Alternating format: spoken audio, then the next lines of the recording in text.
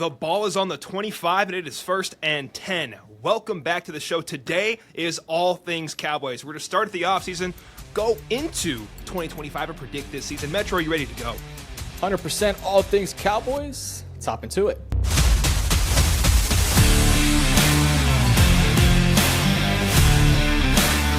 All right, Metro, it is only right that we go back to 2024 and review this season for the Cowboys.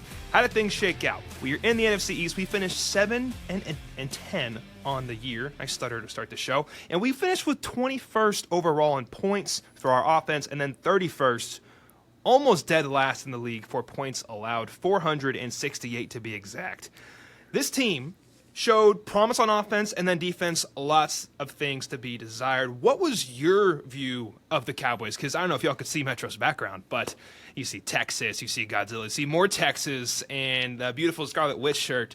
He's a Cowboys fan. So, Metro, what did you think about this season last year? Yeah, as a Cowboys fan, it was a rough one. Back to, I think 3 straight years of being 12-5, make it to the playoffs. This past year, injuries, and honestly, just some underperformance from a lot of your star players. I pulled up their averages and just some general statistics outside of their yearly totals.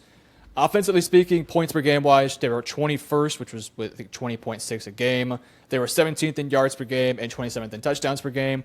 They are god-awful on 4th down, terrible in the red zone. They ranked 31st in the red zone, and pretty mediocre on 3rd down.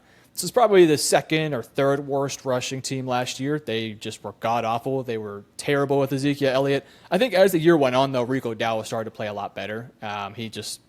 It was weird. They signed Ezekiel Elliott, who was like, man, he was cooked, and they were still giving him carries. So that was rough. Passing-wise, with Dak, it was good. With Cooper Rush, it was a little bit inconsistent. That's what you expect from a backup quarterback. Defensively speaking, it was rough. It got better as the year went on. I thought late in the season they started to actually put things together. But new defensive coordinator last year, and now they got a new one again this year. They were 31st in opponents' points per game. They were 28th in opponents' yards per game, 31st in opponents' touchdowns per game. The worst defense in the red zone. Hear this. Opponents in the red zone scored 75% of the time against the Cowboys. That is that's insane. abysmal. That's terrible. And they were terrible on 4th down. They're actually surprisingly good on 3rd down, which is insane. It was probably the 2nd or 3rd worst rushing defense last year, which is funny. You would think, okay, the Cowboys have a terrible defensive line interior to, plug up the run. But teams only ran the ball 46% of the time against the Cowboys. They actually passed the ball 53% or nearing 54%, which was the 11th highest in the league. So You would think that teams would have ran the ball more. Again, I kind of think that falls in line with earlier in the year. It was rough. Later in the year, they figured some things out. So, and against the pass, they were not very good either. But they were better than their run defense. So, I think the moral of the story, 2024 was brutal in terms of injuries, in terms of the coaching staff, in terms of stars not being able to stay healthy and not playing up to expectations. Like, for context, again, I'm a Cowboys fan, so I know this. Dak missed like 90% of the season. CeeDee Lamb was banged up all year long. I think Ferguson missed some time. D-Law, who's now in Seattle, missed the entire year. Micah missed 8 weeks or 6 weeks, something along those lines. Our Sam Williams was out for the year. Trevon was out for a big chunk of the season. Deron Bland was out for most of the season. Our best linebacker, DeMarvion Overshown, tore up his entire knee midway through the year.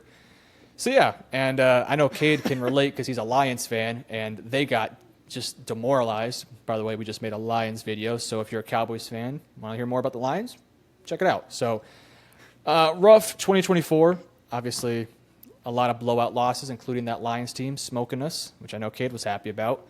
You took Hutch from us, so it evened out. True, yeah, a leg for a leg, I suppose. You beat us by 50, we break your edge rusher's leg. Pain. Yeah, it was a rough year, and I'll end it at that. I hope for things to improve moving forward.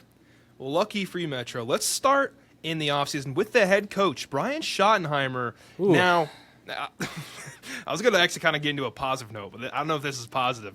What are your thoughts on the coach? Because I'm keeping it a buck. I'm not going to talk out my ass. I don't know much about him besides he was the coordinator, correct, and they just moved him on up the ladder.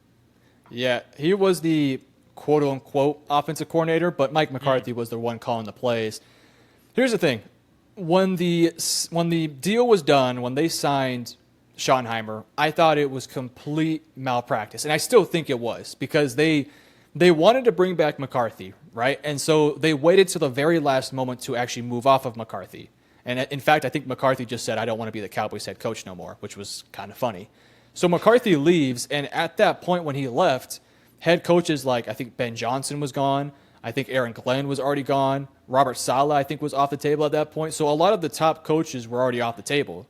So the Cowboys were in a situation where it was Dion, which wasn't going to happen, Kellen Moore, which I thought that was going to be the move. I was a little surprised. It was Schottenheimer, which, man, when I tell you, like, I'm tapped into Instagram and Twitter on Cowboy stuff, brother, when that report came out that Schottenheimer was the leading candidate, Cowboys fans were crashing out, dude. Like, it was mayhem.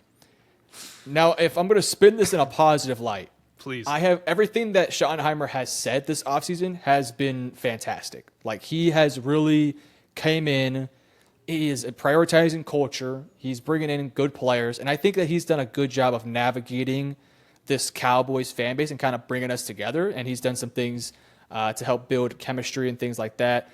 But still, you got to get on the field. And I just thought in general, it was not a good signing to me. So I'm happy that he's, putting things together from a culture perspective, from a chemistry perspective. But as a, how do I want to term this? As a schemer, I worry for the Cowboys because I feel like we're consistently going to be in coaching deficits because we don't have a coach who is a great schemer. With that said, he's an experienced guy. He's been around the block, so it's not like he's a new coach. But I was hoping for Ben Johnson. I knew it wasn't going to happen. I was prepared for heartbreak. I knew he wasn't going to join the Cowboys, but I was still, I was still praying to God, and unfortunately, God said he's better off in Chicago with Caleb. And I said, "You're probably right." For both of us. For both of us, yes. But yeah, man, Schottenheimer, he's done everything right he can so far. So for that, you know what? There's the positive news, and then we'll see how the season rolls out. Yes. You want to talk about their free agency? Because surprisingly, the Cowboys made some moves.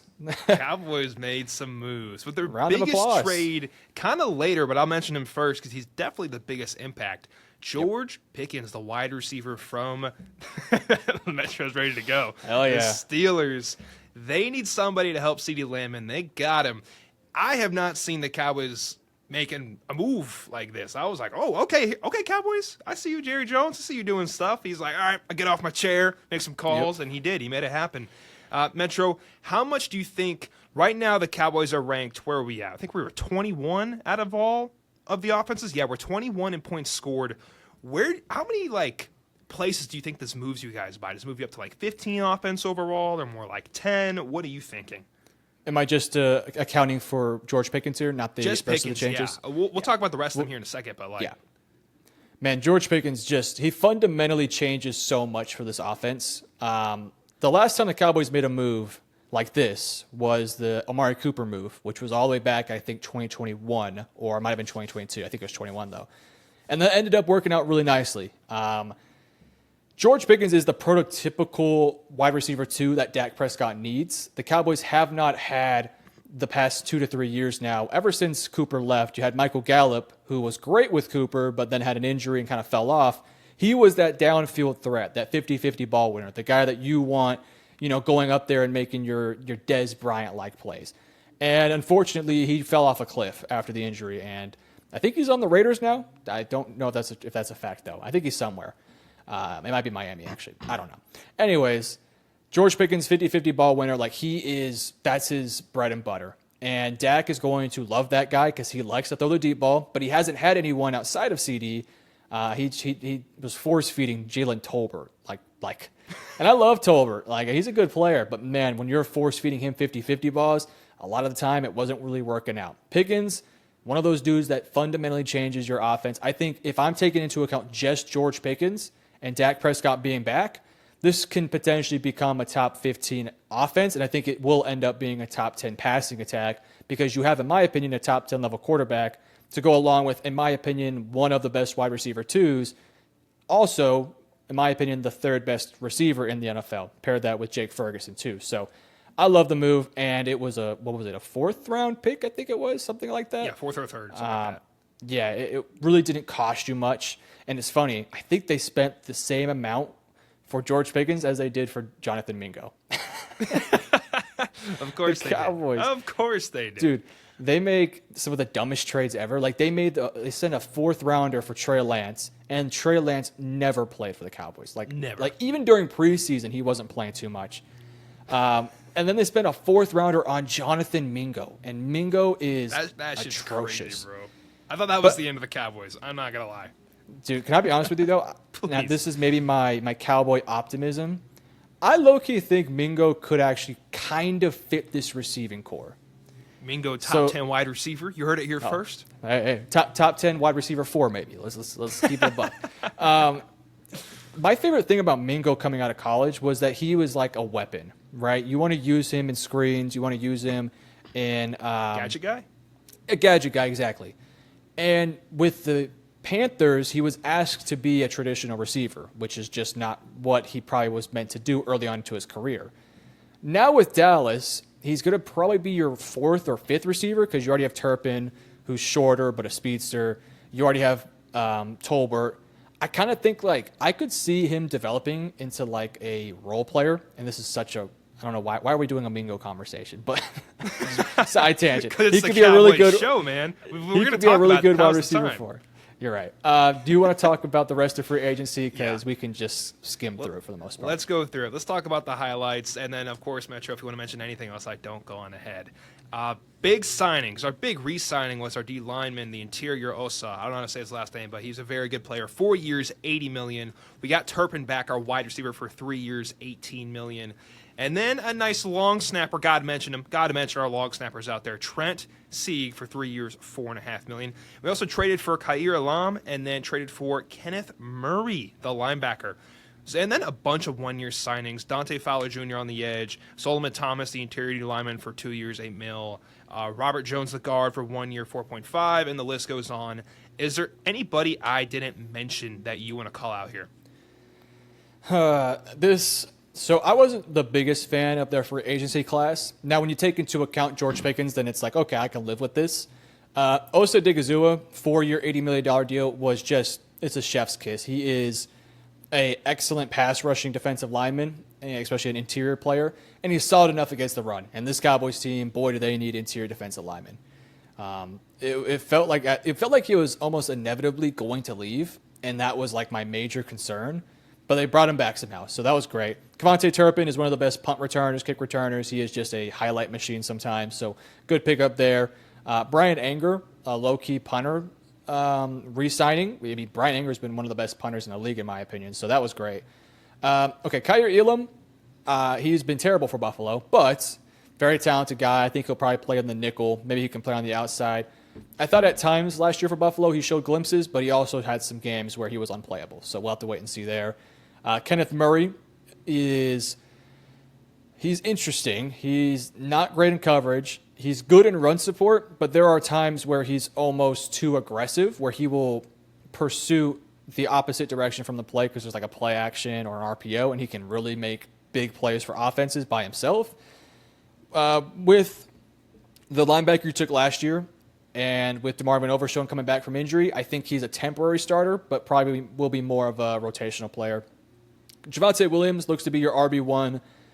I've heard some good things, but I still feel like running back is a weak spot for this team. I would have just preferred to bring back Rico Dowell. Peyton Turner, first-round bust, hasn't worked out yet, but still very talented, hasn't really been able to stay healthy, so maybe this year's his year. Robert Jones, depth option. Solomon Thomas, depth option. Dante Fowler was a nice pickup. He had, I think, 10 sacks last year, and I don't expect him to get 10 sacks this year, but he already has experience playing next to Micah. He's been successful with the Cowboys. I expect a 6, 7, 8 sack season from him, and for a 1 year deal, there's really no risk here. So in general, this was an offseason where they said, you know what, we're just going to get as many 1 year rentals as possible, and we're going to take some risks on some first round busts, and we'll have to wait and see. Also, Jack Sanborn, he'll get playing time too, so that was a good pickup. He can ball, man. What would you grade this offseason, including George Pickens? Free agency, including George Pickens, no draft involved. Okay, no draft involved. If I'm just grading the free agency, including George Pickens, I'll give it a B+. My only complaint is that I do not like the running back room that they brought in. Miles Sanders, Javonte Williams.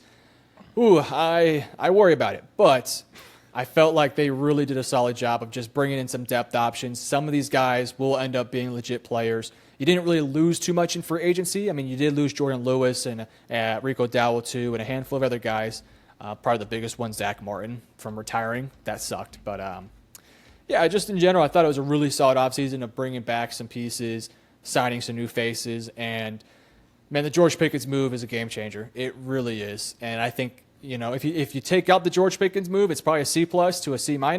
With the George Pickens addition there, it becomes really nice. Now, granted, George Pickens is only on a 1-year deal, so that contract could hurt us. We'll have to wait and see, though. This is true, and I will. So you said B+ except for the running back room. If y'all grabbed like a Najee Harris or an Aaron Jones, yes, they're not like changing everything, but it would help a lot for sure. Would you be happy with that as a fan, or are you like, Hell what? Yeah. Let's just wait for you. Hell yeah. Hell yeah, dude. Our running back room right now is Javonte, Miles Sanders, Jaden Blue, Deuce Vaughn, and Phil Maffa. I thought that was the Pro Bowl lineup, man. That's nasty. That's more like the practice squad lineup. That is not good. I think I think it's a deeper room than last year. But I think Rico's probably the best of those guys. Although Jaden Blue is very talented. We'll get to those running backs here in a moment. I think the last thing I'll say is they have been involved in trade conversations for both Ramsey and Breece Hall. So there's been a lot of conversation about Ramsey being traded post June 1st because I think there's some sort of contract stuff there. So we'll wait and see. I'm personally, and I'll do a quick little mock trade here. I've been thinking about this. If I was the Cowboys, and again, I have no reason to believe they'll do this, I would trade Trayvon Diggs and a 5th-round pick in exchange for Ramsey. Do you think that would make some sense? I think it's going to cost you more than a 5th, but yes, Could. I think that's a really good move. Yeah, my logic there is, okay, Dallas wants to win now. They cannot rely on Trayvon to stay healthy. Contract-wise, they're fairly similar. I do think Ramsey makes a bit more, but I think the Cowboys have enough to make up for it. Mm-hmm. And then you send a pick with Trayvon to them to kind of entice them a bit more. For the Dolphins side of things, if you get rid of Ramsey, that secondary is ass. There's nobody there. At least with Trayvon, he's still, I think, 26, 27, something along those lines, has been a Pro Bowler, has been an All-Pro corner, has been dealing with injuries, but you still get that guy that could be your long-term play. And his contract isn't the worst. So, but granted, they might just be in a situation where they say, we're not ready. We're going to go ahead and tank. So that could be a spot there too. That's facts, man. If, like you said, if they get rid of Ramsey, I think Mike's job, I'm speaking for the head coach of the Dolphins, is pretty much wrapped. So that's the only kicker. And if he's like, you know what, we got this. We'll make our flag football team win games. We got this shit. We'll own September and October. Then maybe he does it. But pending till then, are you ready to go to their draft? Because, Metro, this was one of my favorite drafts, and I'm sure yours too, out of all the teams in the NFL. Yeah, I'll say this. Mike McDonald as the Olympic head coach for flag football. Bro, dude, we should have done that for our draft. That is chef's kiss. That's amazing. His whole play style is very almost flag football-like, 7-on-7-like. He would be, that would be great. But yeah, let's move on to the draft. I don't want another man for the job. He's a player's coach. He's very calm. He'd be perfect for the Olympics. Yeah. Okay. By the way, if he does get fired from the Dolphins, he'll get a job instantly as an OC, and he probably will have more fun as an OC anyways. That's right. Less pressure, more fun. He'll kill it. Let's go to the Cowboys draft and review each one of these picks. Not too much depth, but at least review this as a whole. First round, Tyler Booker, the guard. Second round, Donovan Ezraku, the edge rusher. Third round, Savone Ravel Jr., the East Carolina cornerback. Fifth round, Jaden Blue, the running back. Fifth round, Shamar James, the linebacker out of Florida. Sixth round, Johnny Cornelius, the O-tackle out of Oregon. Seventh round, Jay Tuai, the D-tackle. Seventh round again, Phil Maffa, the running back. And seventh round, one more time, for Tommy Aking Bisotti, the D-tackle. Metro, night one was like, I was at Pluckers, the Cowboy fans. I heard boo, hiss, and then also some guys are like, yeah, build the O-line. I'm about it.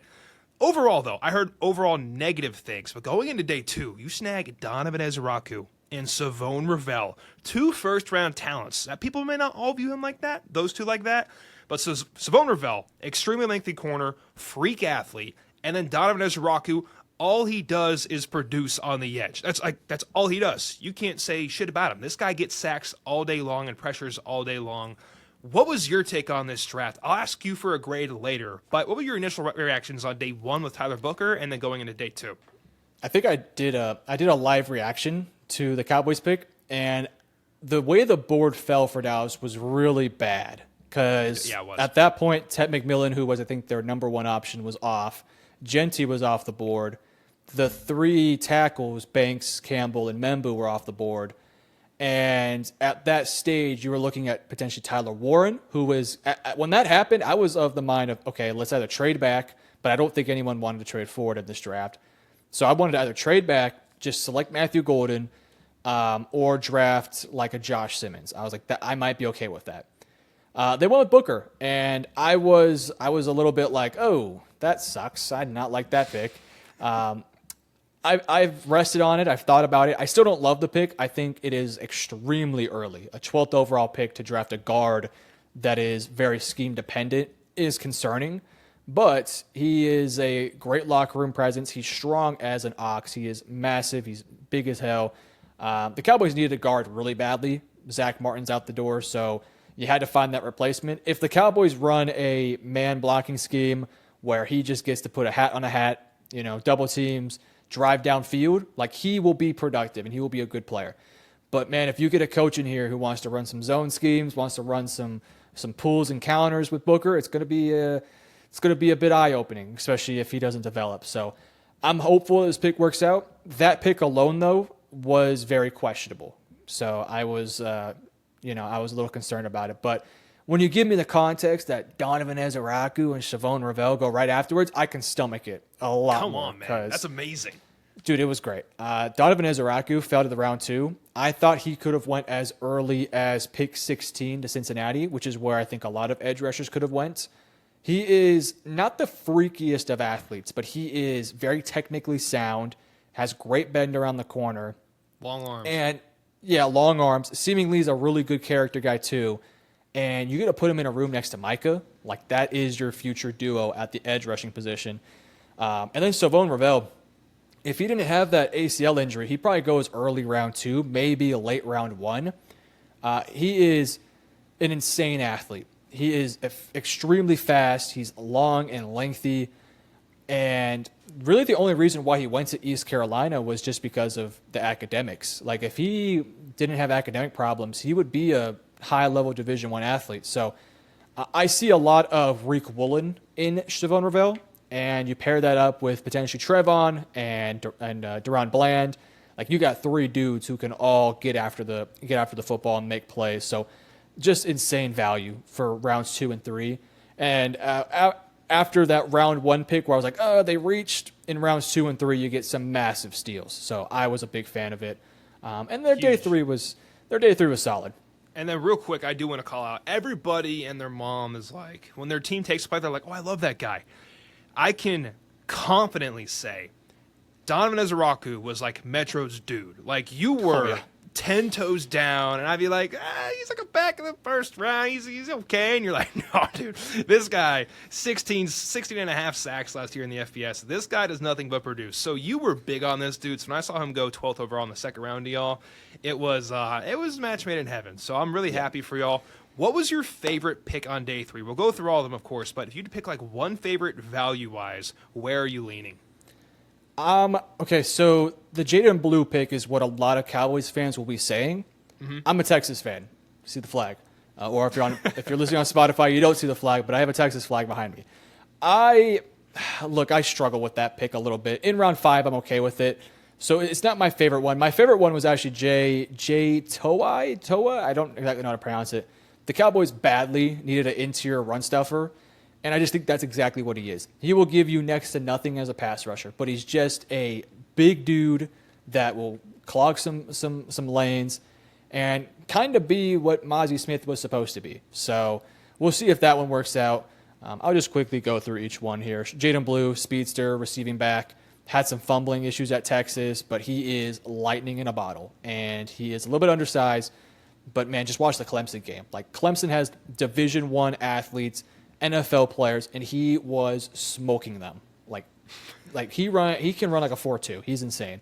Shamar James, special teams guy, developmental linebacker. Johnny Cornelius, developing tackle. Probably will hopefully develop to be your swing tackle. Phil Maffa is like the opposite of Jaden Blue, where Phil is physical, he's bruisier. And I low-key kind of like that duo of Jaden Blue and Phil Maffa and their contrasting play styles. And Tommy from Maryland, I'm not familiar with, so I won't speak on him. But, yeah, I really like the Jay Toa pick from UCLA. Heck yeah, man. This is like, when you go back to the running back conversation super quick, there's an argument is like, do we drop $10 million on a running back to beat out all these other teams? Or do you get a yin and a yang and a Jaden Blue and a Phil Maffa? Like a Dollar Tree Knuckles and Sonic, for being honest. Like, these guys, they got the speed, they got the power, and you're getting them at like a quarter of the value. So that's kind of a win in my opinion. That's kind of the modern NFL. I think overall this was, what's your grade, Metro, before I throw one out there, because I think highly of this class. What was your grade for this NFL draft class for the Cowboys? I can't remember what I graded them for our draft grade video, so it might be different now. Don't matter. What's today? Yeah, it don't matter. Today, right now, I give it an A-, because the first 3 rounds I thought were just dominant in just addressing positions of need and taking value picks. I thought their day 3, because they traded that 4th-round pick for, I think that was either the Mingo one or the Trey Lance. I think it was Mingo, actually.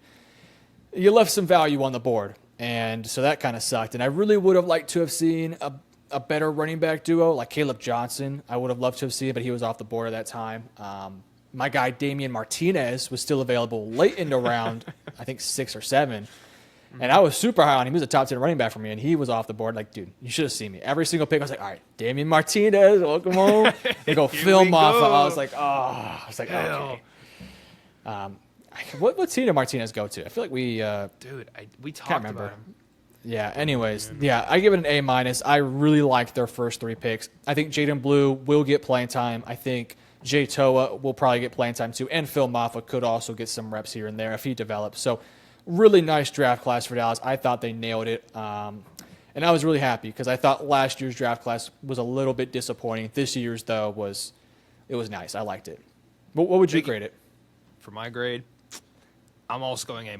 I thought they're day 1, day 2. People don't like Tyler Booker. You're addressing the O-line, and if it works even this much, guys, it's helping your quarterback. And now, guys, no interior pressure. I understand he's not the best pass blocker, but he's stout and he can hold at least for 3 seconds. If you give Pickens and CeeDee Lamb some time and allow Dak to sling it deep, holy hell, the offense does a 180. So I think it was an awesome. Give me an A- as well. I really like their draft. And then Damian Martinez, your guy, went to the Seahawks, future beast mode, you know. He's the new age beast mode in the 7th round. But yeah, so A- here for both of us for the draft. Would you like to talk about their depth chart now? Yes, I am very excited to talk about this because I really think it looks a lot better. Let's do it, man. The offense, let me list off their lineup first off. At wide receiver, we have the newly entering George Pickens. Then we have Jalen Tolbert in the wide receiver slot. And then CeeDee Lamb. And then we have Tyler Guyton at left tackle. Tyler Smith at left guard. Cooper Beebe at center. Right guard, our first-round pick in Tyler Booker. Right tackle in Terrence Steele. And then tight end, we have Jake Ferguson. Quarterback, Dak Prescott.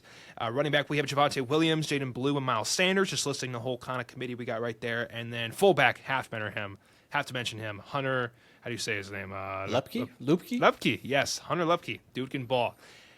Metro, this squad, when you add Pickens and Booker, it kind of does some miracles. I'm not saying like top 5 offense, but like it helps for sure. What are your thoughts on this overall lineup? I do want to make a correction. We didn't talk about Joe Milton. We didn't talk about Joe. How could we miss Joe Milton? Joe Milton. Yeah, man. What did y'all trade for Joe?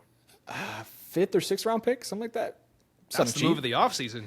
You saw Joe play on his one game. Dude went crazy. Dude, he was cooking in that game, man. From what I've heard, he has been amazing people in training camp, which is not shocking. He just has a rocket of an arm and can make every single throw on the field, so it doesn't surprise me. But yeah, Joe Milton maybe could be your long-term quarterback. We'll wait and see. Man, it's a fun offense. Dak Prescott back in command. I think he just had his 2nd child, so congrats to Dak for that. Congrats, Dak. He's also, I think, I don't want to call him fat or anything, but he also lost some weight to get back into game day shape. So he's ready to rock and roll, and he's been killing it in camp so far. Running back wise, I still, I've kind of teetered on it a little bit. I'm not the highest on it. I think Javonte, we'll see. I think he's fine. He should be able to do some things in the passing game. And then Miles Sanders, I have no thoughts on. I frankly don't think he'll make the team. We'll have to wait and see. Blue is that lightning in a bottle. He's not Gibbs. He's not anybody like that. But, dude, he is freakishly athletic. And I think has very high upside. Yeah, very much. Deuce Vaughn, I hate to say it, but your days are numbered. Thank the Lord.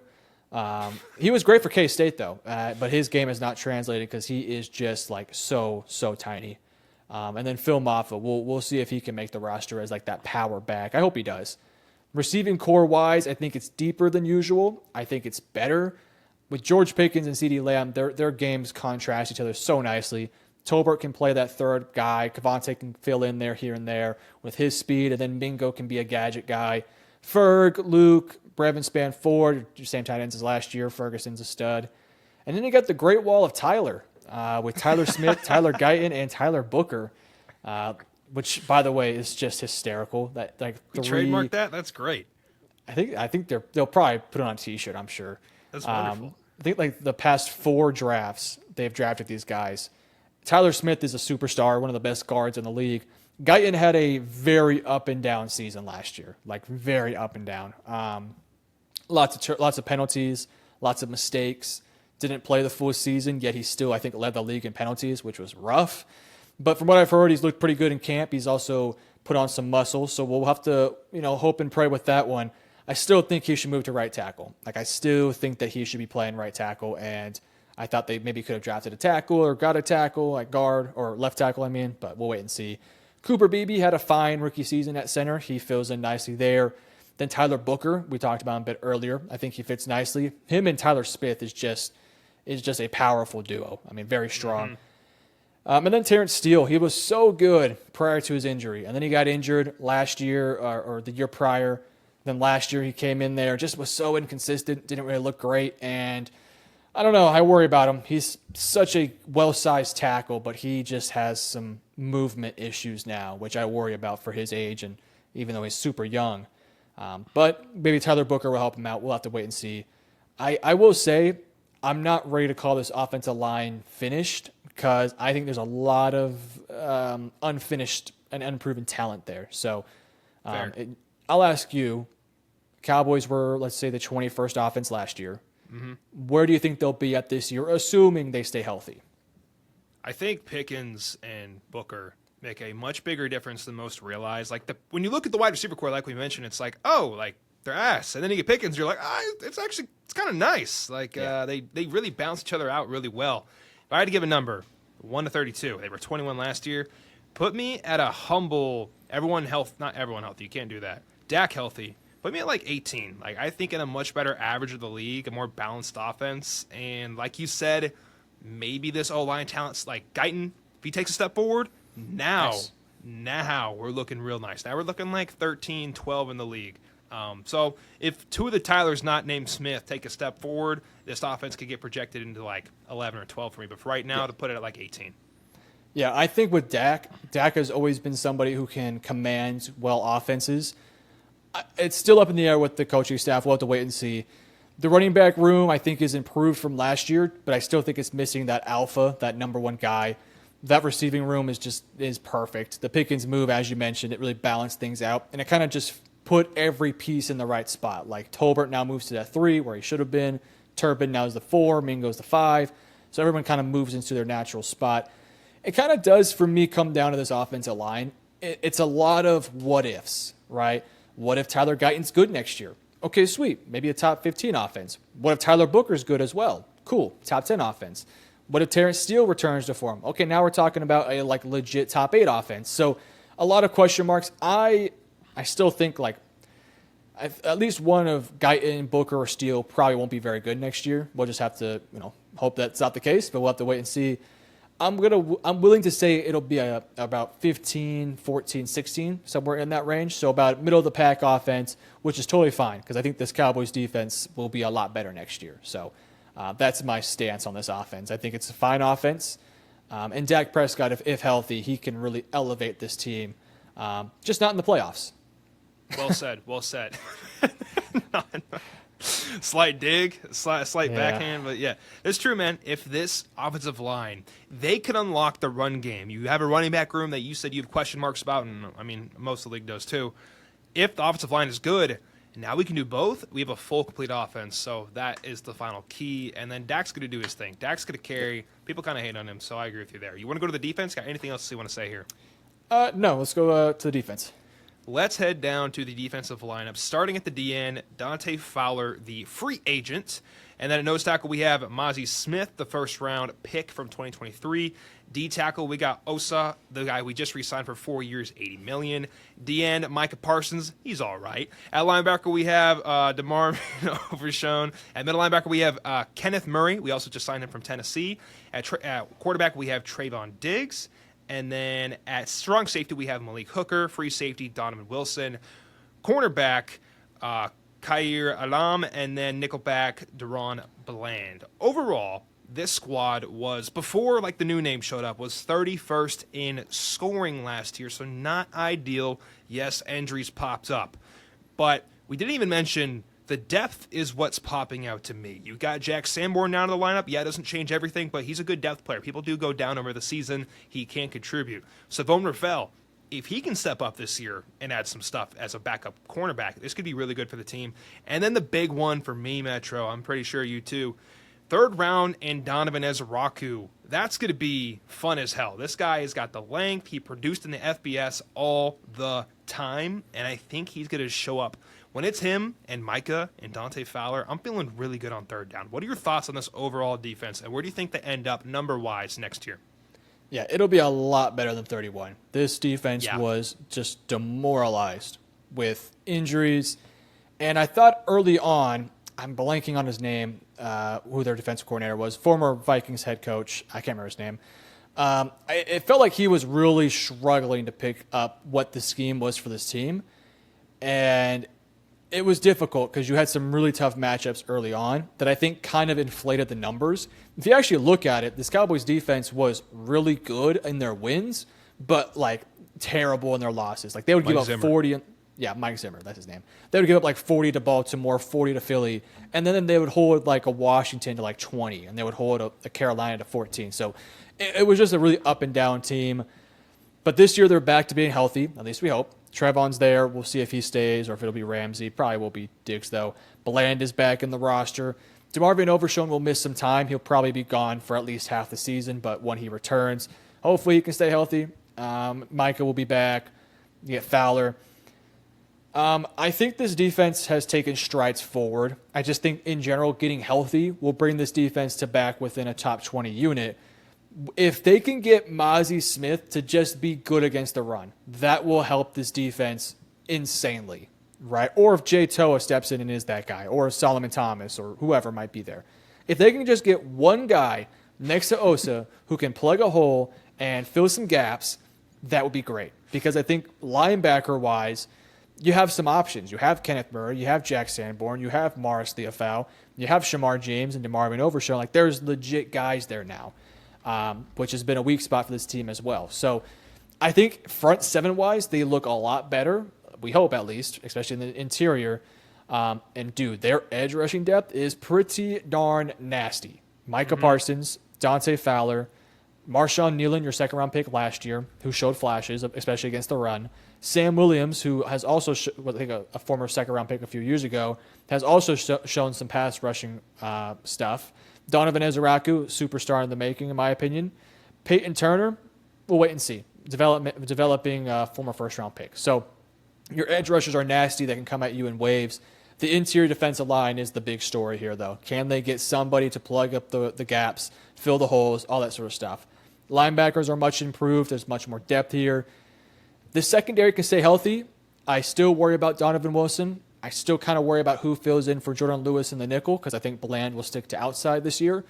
So there's still some questions that need to be answered, but I at least think the Cowboys have some options. So kind of like the offense where I think there's a lot of what-if questions, I think right now their base is at like a top 20 team. I'll say 20th for argument's sake.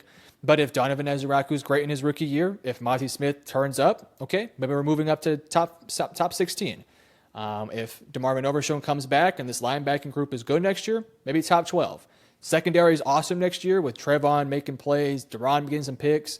Cool, top 8. So the potential's there. It's just a lot of like what if questions. So if I were to put a number, I'll just say right now 18. What would you say your number is for this Cowboys defense? If we get production from Donovan Ezeraku like we expect, I will also go like 18, 20. I'll probably go 20. Yeah. That'll be my mark. I think I don't think it happens overnight where people just start defending the run. That's something you either kind of have or you don't. Yes, you can improve technique, but that's usually like, that's meat on meat, man. That's big body versus big body in the run game. So you either have it or you don't most of the time. You can refine pass rush moves. It's easier to develop that than just run defense. So 20 is my line.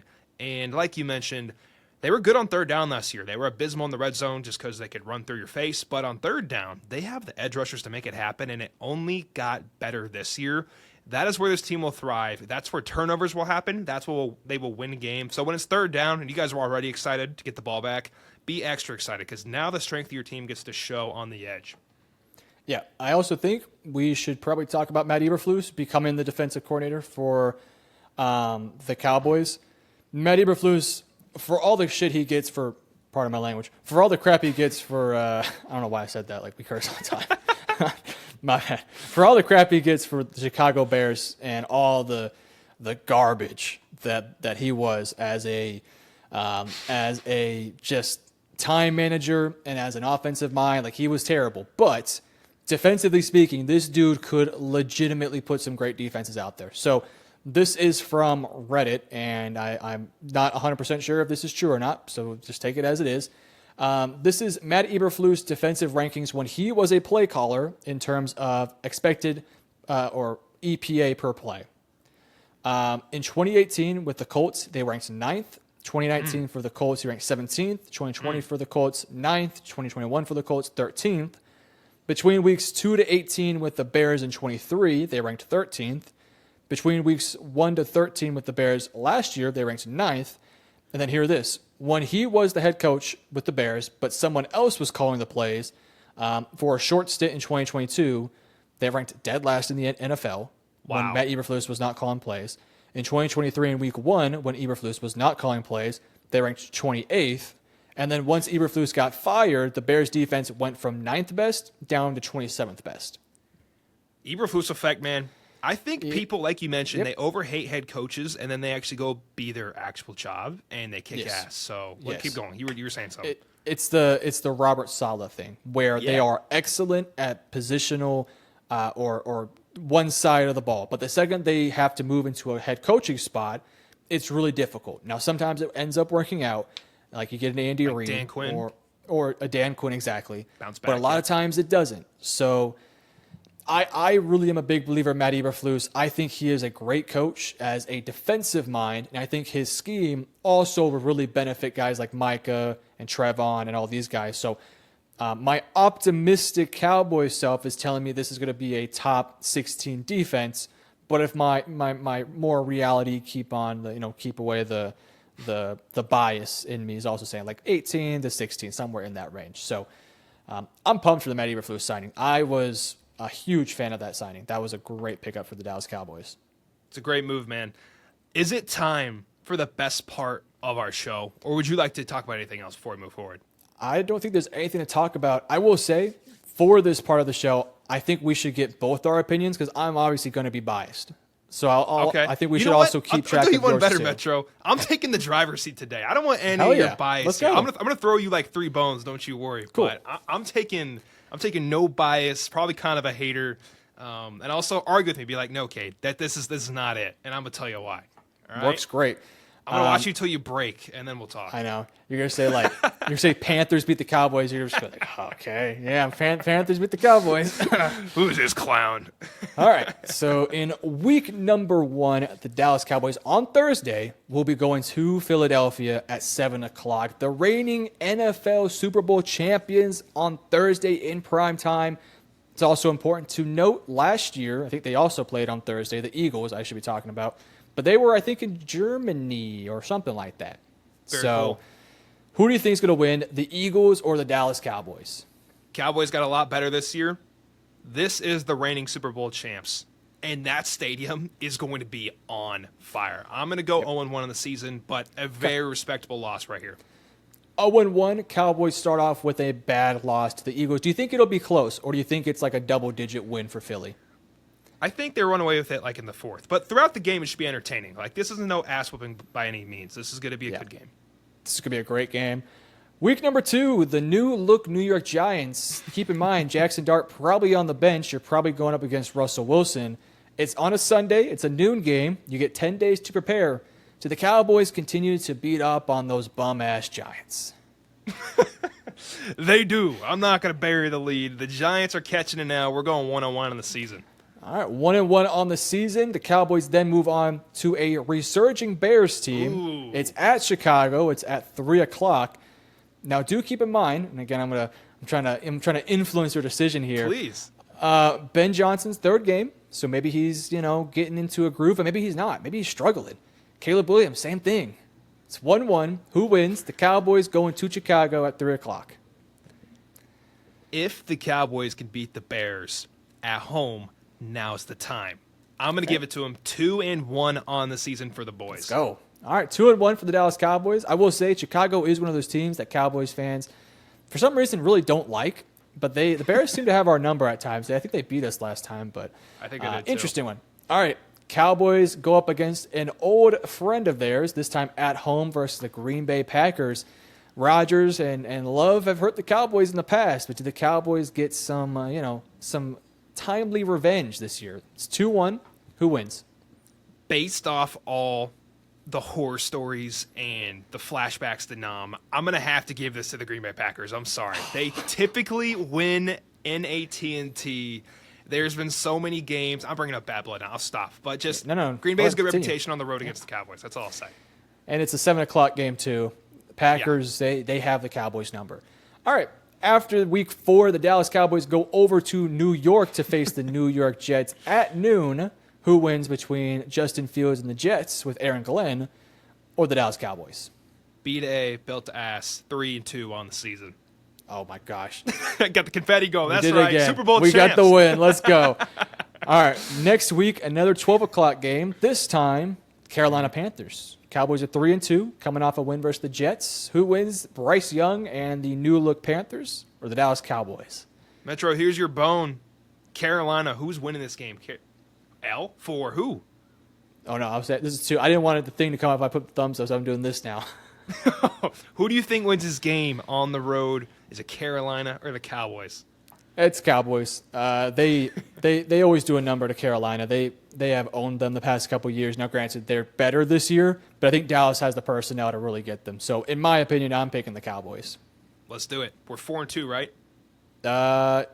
Yes, 4-2. I went 5-2. I jumped the gun there. 4-2 for the Dallas Cowboys, heading to Week 7 versus a Commanders team that Dallas has had a lot of success with, even last year, with the Cowboys beating them late in that game. It's a 3:00 game on a Sunday. Who wins? The Cowboys in AT&T Stadium or the Washington Commanders? Give me the boys one more time. I think when they go on the road, it's going to be pretty tough. But this one, they'll secure the W. All right, 5-2 for the Cowboys, looking in prime position here to make a bit of a run here. Now we get to a tougher part of the schedule these next few weeks. Week number 8, you are going to Denver with a lot of momentum after beating the Commanders. It's a 3:00 game. Who wins? The Denver Broncos or the Dallas Cowboys? Sean Payton and this Denver team are damn good, and they are going to get rowdy at 3 p.m. at Mile High. I'm going to take Denver here personally. I think they're going to secure this win. Did it again. All right, we'll do this now. Woo! We're not celebrating over here. Broncos fans are celebrating. I'm not celebrating. Yeah. I'm pissed off. Mile High's rocking. I will say one of the worst losses the Cowboys have ever had was, I can't remember where we were or what position the Cowboys were in, but we were a good team, and we were going to Denver, and Denver was not good. Like, they were bad. And they whooped our ass so badly. And I think it was coming off of win 2. Don't quote me on that. But we were riding our high horse, and they put belt to ass from start to finish.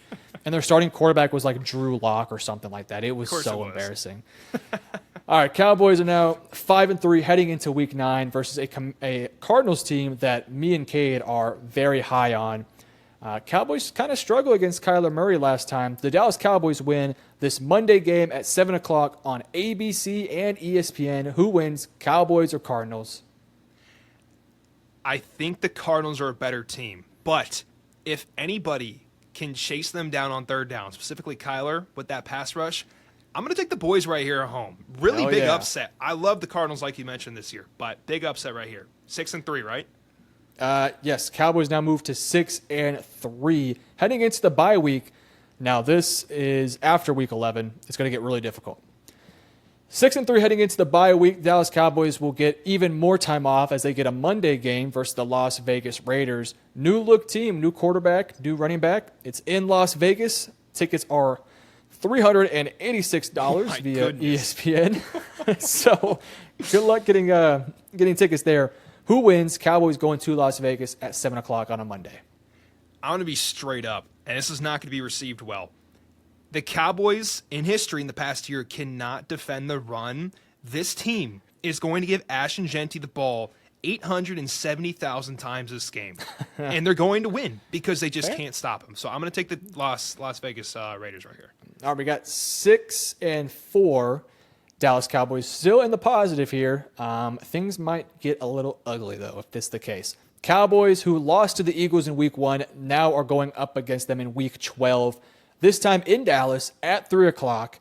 Cowboys have had some success versus Philly, but Philly looks like a team destined for greatness yet again. 6-4 Dallas Cowboys versus Philly, who might be undefeated at this point. Who wins this game? Metro, I'm letting you answer this, man. You know it best. Damn. Who's winning this? This is a hard one. Because it comes that you're 6-4, right? If you lose this game, playoffs are getting really shaky. So, what are your thoughts? But we can't let bias take us over. Yeah, it's a really tough matchup for Dallas because the one thing Philly does better than almost every team in the NFL is run the damn football. Saquon Barkley is a great running back. He hasn't had a ton of success versus Dallas, admittedly speaking, but that was mostly with the Giants. Last year, he had some run against the Cowboys.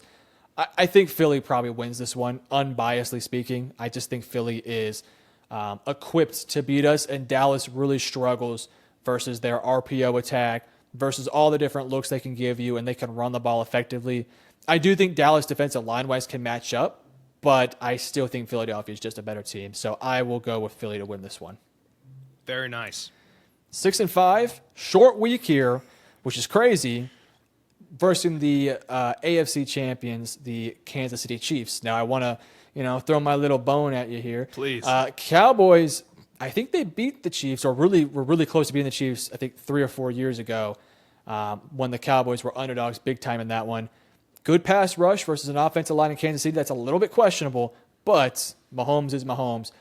Short week, only a 4-day span between the Eagles and the Chiefs, which NFL, screw you for that.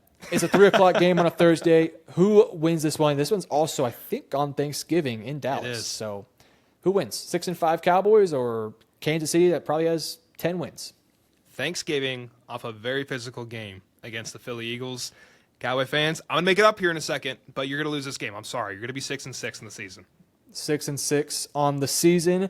Then you get I kind of screwed over here again because you only get, even though you play on Thursday, you have another Thursday game the following week. After you've already had Thanksgiving dinner, your bellies are full. You're going to have a very physical matchup versus a very physical team at Detroit at 7 o'clock on a Thursday, December 4th. Who wins, the 6-6 Cowboys or the Detroit Lions, who, by the way, have one of the hardest schedules in the league, I think. So, tied for who second wins? hardest.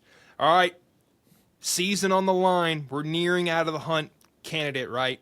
You're going to Detroit. It's going to be physical. It's going to be tough. I'm a Lions fan. They're a better team than you Cowboys fans, but I do think that your boy Jerry makes some calls, and y'all are going to win this game. I'm just kidding, but I think y'all do actually win this game. We will call the refs on our side. They're going to call illegal formation every single play. The Dallas Cowboys will go, well, I'm trying not to get a thing here, 7-6 on the season. They finally get their long-needed rest after a brutal stretch here. They go 1-2 between the Eagles, Chiefs, and Lions. I think that's kind of a win for the Cowboys side of things. Now you get to go up on December 14th versus the J.J. McCarthy-led Minnesota Vikings. Who wins? It's a 7 o'clock game, by the way, at Dallas. Who wins, Minnesota or the Dallas Cowboys? J.J. McCarthy has been in some serious games in his life. In college, right? Yep. But he hasn't had to ever carry a team. Sam Darnold was electric last year, till like the week 16 and 17 and 18, as we know. But he had an awesome year. It's a rookie season for for J.J. McCarthy. I think the Cowboys are very well equipped with that pass rush to give him hell, especially being at home. He's going to be uncomfortable. He's going to throw a couple picks, and the Cowboys are going to win this game. All right, I can see it. Cowboys have been pretty good against Minnesota in the past, too, even when Minnesota's been pretty good. Cowboys are now 8-6 on the season, staying in Dallas, this time versus a Chargers team that Cowboys have also had some success against. 8-6 versus a Chargers team that's also lobbying for a playoff bid. It's a noon game. Who wins? This is where it comes down to depth. It's going to be late in the season. People are hurt. Can the Cowboys' run defense hold up at this time? You're playing Jim Harbaugh. He's good to run the football, and he's got two running backs that can do it for a long time. I think the Chargers do pull this out. I really like this team this year. If the team was any worse, Cowboys fans, I'd give you the win, but I got to go Chargers here. All right, Cowboys now are 8-7 on the season, heading now to Washington, another Thursday game, this time on Christmas. Ooh. So will the Commanders be celebrating Christmas early, or will they be going home with a box of coal? Who wins, the Dallas Cowboys or the Washington Commanders? Metro, last two games on you. Where are we at? You said we're 8-7? 8-7, yeah. So 8-7. Last two games. Week 17, 18, you're deciding. If you win out, you might make the wild card spot. If you lose one of these games, your chances of getting in are next to none. But I could see a 10-7 team getting in the NFC. Okay, we beat Washington earlier in the year. We've had so much success against them. I am not as high on Washington. Now, granted, maybe I'm just saying this as a Cowboys fan, but I am not as high on Washington in the regular season. But in the playoffs, I am very high on Washington because I think Jaden Daniels is just that dude. Dallas does struggle against really good rushing attacks, but you take away Daniels, there's not another running back I really fear too much. And Micah being able to spy the quarterback, having some really athletic linebackers, being able to force some turnovers. This is either going to be a really high-scoring shootout or a Dallas Cowboys win in an ugly fashion. I'm going to be biased here. I'm going to say the Cowboys. Granted, it is a short week on Christmas. Maybe Commanders fans will be throwing snowballs at us, which is pretty probable. And then Week 18 versus the Giants. At that stage, Jackson Dart's in there. He's probably just slinging the rock around, probably throwing picks. Maybe he's having a great year. Cowboys will win in Week 18. Giants are probably tanking at that point for a top spot. So on the year, you're predicting 10-7? Yes, we are predicting 10-7, and that's right. Probably playoffs in most places. Could be. Let me ask you before we head out here. Hit me. What do you think their ceiling is as a record, meaning best case scenario, and what do you think their floor is, meaning worst case scenario? If I had to look like no scenarios, no trying to think too much about it, there are about 4 to 5 teams. I think Philly's going to get you once. I think the Commanders are going to get you once. I think Detroit or Kansas City, so I'm just going to put 3 right there. And then I think Arizona gets you. 4 losses I see for sure happening this year without a doubt. That puts you at, what, 13-4? I think it's a little bit high for my predictions. I probably put that more at like 12 wins. That's your ceiling. Floor is like if the wall of Tyler doesn't really work out as we expected. Pickens is having some off and on the field issues. We're looking more at like 7-10. So pretty big range right there, but it's just so many variables. This is a team that has changed a lot. And when you're trying to hyper predict like this, that's what happens. What's your range? Mine's like a 6-game range. What about you? Mine is very similar to yours. I think their ceiling is 12-5, and that's a very difficult one because if you're going to reach 12 to 13 to 14 wins, it means you got to beat Philly. You probably got to beat Kansas City or Detroit, one of those two. You got to either sweep or split Washington. I think if you want to get to that 13-4 mark, you either have to go 5-1 in the NFC East, which is very difficult with this conference, with this division. Then you also have to be potentially beating a Detroit or Kansas City. You have to beat an Arizona. You have to beat a Green Bay. It's really tough. I think their floor, and this is if maybe some injuries happen, if the coaching staff isn't good, if some regression happens from your stars, I think worst case scenario, I'm looking at like 6-11, with the losses being primarily you lose both in Philly, you lose both to Washington, you lose to Detroit, you lose to Kansas City, you lose to Minnesota, you lose to Arizona, you lose to Denver, and your wins are coming against bad teams like potentially the Giants, the Panthers, so on and so forth. So, yeah, it's not an easy schedule by no means. It's definitely a top 10 hardest schedule of the season sort of vibe, but at least it's not the Giants' schedule because their schedule is brutal. Well said, brother. And then with the harder schedule, I think at least I sleep better knowing this is a team with my team. If they're good and they can make a run, they'll be in it, right? Yeah. Like they can't be mid and get in. There's just no way. And if you're not good enough, you're going to get a better draft pick. So there's no mediocrity here. You're either good because you're good or you're not because you're not. There's no middle ground. Yeah, love the way you put it. I would rather have a somewhat difficult schedule with some legitimate tests than have every single ass team on my schedule and I go like 15-2 and I get to the playoffs and we are just cruising along, no worries in the world. We just think we're better than everyone. And then we get to the wild card I think the team that I think off the top of my head right now is the 49ers with their schedule where they're probably going to win a lot of games next year, and they're going to come back down to earth probably in the playoffs when they get matched up with a Philly or a really good team. Like, I'd rather actually be challenged in the regular season than make it to a first-round bye, make it to the second round, which sounds great, by the way, just throwing it out there. But then you get smoked to like a Detroit, like 40-0, because you haven't been challenged yet. So, obviously, in an ideal world, you have an easier schedule than this, but it's not an ideal world we live in. You just have to take it as it is, and it's going to be... It's a big year for Dallas, make or break in a lot of ways for a lot of players. Last question I have for you. Hit me. If the Cowboys actually hit their floor, what major move do you think they would make to change things up? Because I think there's a couple moves they could make this offseason if it just doesn't work out this year.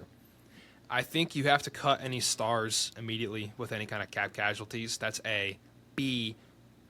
What's Dak's contract? I don't think it's going to be his fault, but like, what are the possibilities? Do we know? Like, he's got 1 year, 2 years. I think he has 3 years left, and it's $60 million a year. The biggest quarterback contract. It could happen. A team like what's a team that the Browns? They're poor too, though. Like, yeah, but I think after this year they'll be off Deshaun's contract. Okay, that makes sense. Biggest move is I think they move off Schottenheimer, but also I know Jerry likes control. If they go 6-11, I think they don't change much, and they just get a good draft pick and they go again. Now if they only win like 4 games, then shit happens. But this is a pretty stable franchise at the end of the day, in my eyes. What about you though? How would you answer that? Let me just preface this. I don't think they're going to be a 6-win team. They'll be a good team next year. I think my biggest worry is if we're like good and we're like 8-9 or 9-8 and we miss the playoffs but end up with like the 17th pick. That's like worst case scenario for me. If the Cowboys do go 6-11 and we're fully healthy and this team just doesn't work out, I think first thing you got to do is directly look at the coaching staff and figure out who stays and who goes. Probably Schottenheimer's out the door. Maybe even Matt Eberflus. We'll see. I then think, okay, do we tear the roster apart now? Do we get rid of a Trevon? Do we get rid of a Micah Parsons, who's going to be very expensive? Do we trade off a Dak Prescott? Do we try to reset the roster with some new faces? I think the first person that I would look at from a player perspective would be Dak. With his contract, with his lack of playoff success, I think Dak's a great quarterback, and I think he's a top 10 guy that can get you a championship if you put the right team around him. But he hasn't done it so far. And if you go 6-11 next year with this roster, there's going to be a lot of questions with Dak, with your offensive line, with your coaching staff, with your corners. So it's a lot on the line this year. This is a team that cannot afford to have a bad year. Like they need to make the playoffs, in my opinion. So 10-win season, they got to get there. Well said, man. Anything else before I wrap this up? No, Cowboys fans, hope you guys enjoyed the video, and we'll be doing team previews the rest of the offseason as well for other teams. Heck yeah. Guys, there's 2 things I want you to comment. 1, what's the record? What's your prediction at the end of the season in 2025? And then 2, what team should we do next? Drop it down below in the comments. If you enjoyed the video like Metro mentioned, please drop a like. It helps the algorithm tremendously. Thank you very much. And if you guys love this NFL content, we're bringing it to you every single Monday and Thursday throughout the entire summer. When everyone else is done, we're just getting started. Go subscribe down below. Thank you very much. Thank you guys for watching. We appreciate you more than you know. Have the best day. Love y'all. Metro, say bye to the people. Thank you guys for 100 subscribers. Peace out. Yeah.